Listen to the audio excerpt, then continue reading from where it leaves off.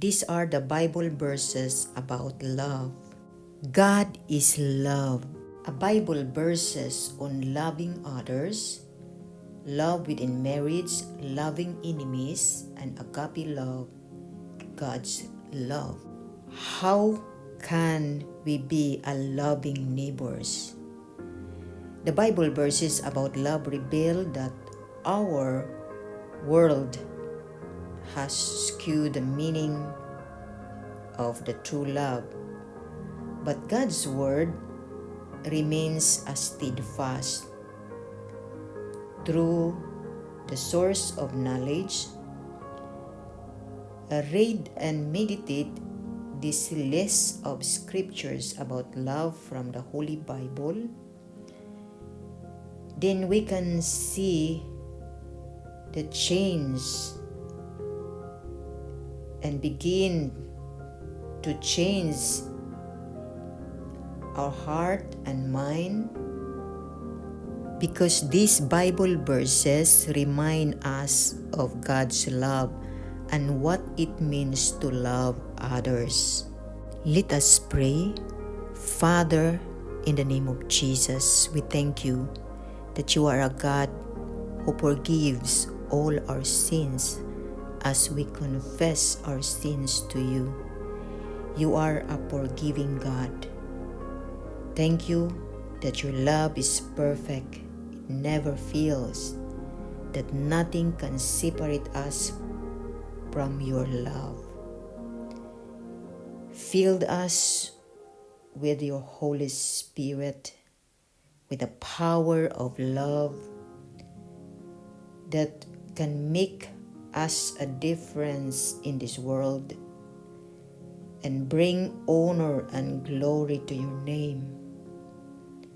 We ask, Lord, for reminding us to help us to love you and to choose to love others, because apart from you, we can do nothing. We need you, Jesus. And Lord, thank you that your love is patient. Help us, Lord, to be patient with those people around us. Thank you, Jesus, that your love is kind. Help us, Lord, to extend our kindness to others. Lord, help us to forgive even when it's difficult. As we surrender it to you, give us that kind of love that you put it in our heart. Fill us with your Spirit, that we can choose what is best. We are weak, Lord, apart from you, but you are strong within us. Thank you that you equip us to face each day with the power of your love, your forgiveness, Lord. Let love and faithfulness never leave you. Bind them around your neck. Write them on the tablet of your heart. Then you will win favor and a good name in the sight of God and man. But to you who are listening, I say, love your enemies, do good to those who hate you, bless those who curse you, pray for those who mistreat you.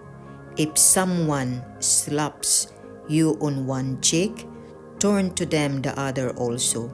If someone takes your coat, do not withhold your shirt from them. Give to everyone who asks you, and if anyone takes what belongs to you, do not demand it back.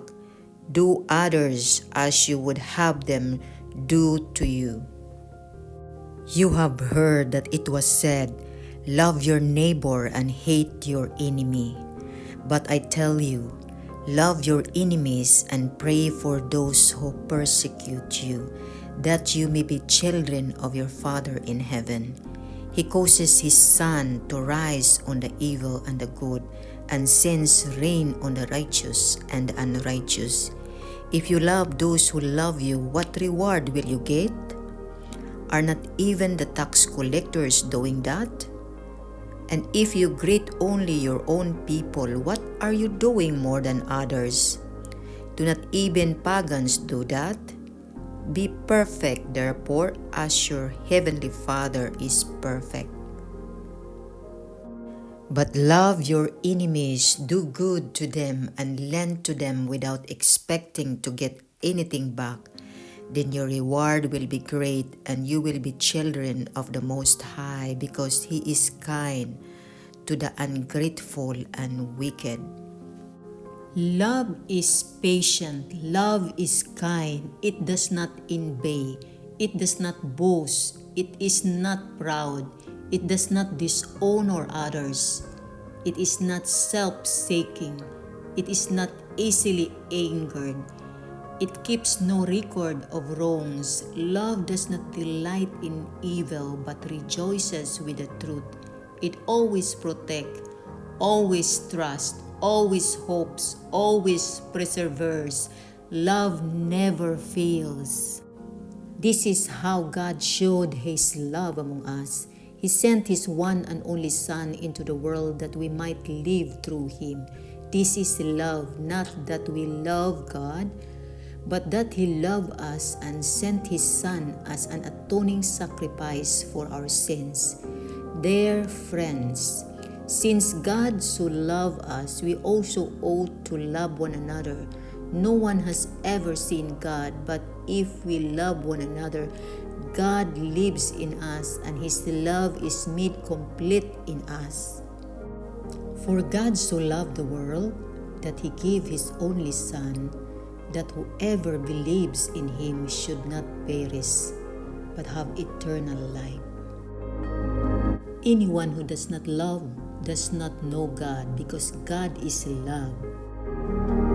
Let all that you do be done in love.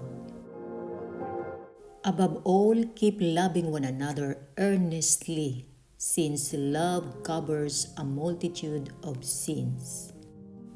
There is no fear in love, but perfect love casts out fear. For fear has to do with punishment, and whoever fears has not been perfected in love. A new commandment I give to you, that you love one another just as I have loved you. You also are to love one another. By this all people will know that you are my disciples, if you have love for one another.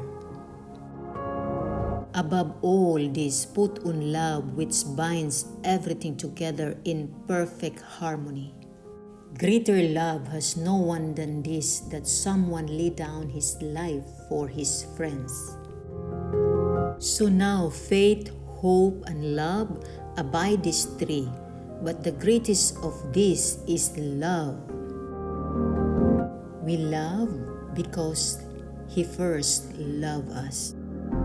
Hatred stirs up strife, but love covers all offenses. Beloved, let us love one another, for love is from God, and whoever loves has been born of God knows God. And so we know and rely on the love God has for us. God is love. Whoever lives in love lives in God, and God in them.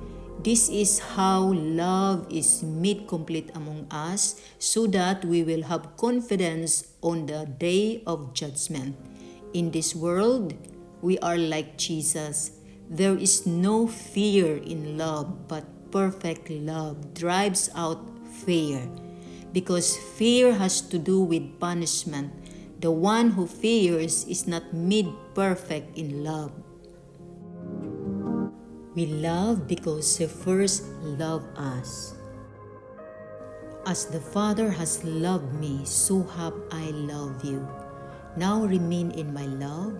If you keep my commands, you will remain in my love, just as I have kept my Father's commands and remain in his love.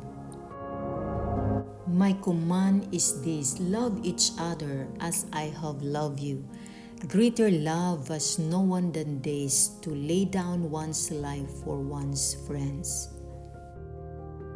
Now therefore, that the Lord your God is God, the faithful God who keeps covenant and steadfast love with those who love him and keep his commandments to 1,000 generations. God shows his love for us in that while we were still sinners, Christ died for us. But you, O Lord, are a God merciful and gracious, slow to anger and abounding in steadfast love and faithfulness. God, being rich in mercy because of the great love with which he loved us, even when we were dead in our trespasses, made us alive together with Christ.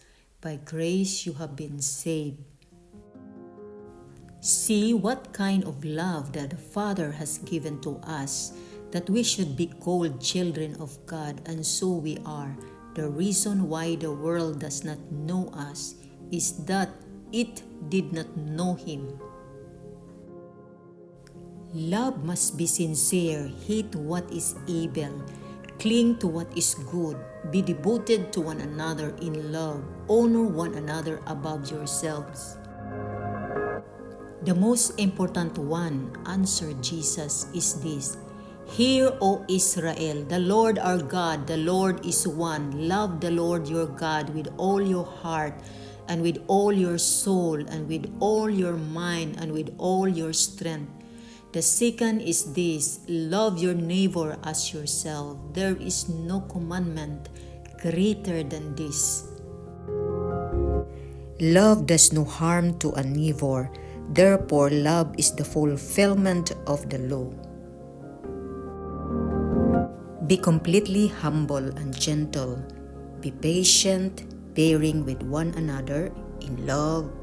Make every effort to keep the unity of the Spirit through the bond of peace. This is how we know what love is. Jesus Christ laid down his life for us, and we ought to lay down our lives for our brothers and sisters. If anyone has material possessions and sees a brother or sister in need but has no pity on them, how can the love of God be in that person? Dear children, let us not love with words or speech, but with action and in truth. On the contrary, if your enemy is hungry, feed him. If he is thirsty, give him something to drink. In doing this, you will heap burning coals on his head. Do not overcome by evil, but overcome evil with good.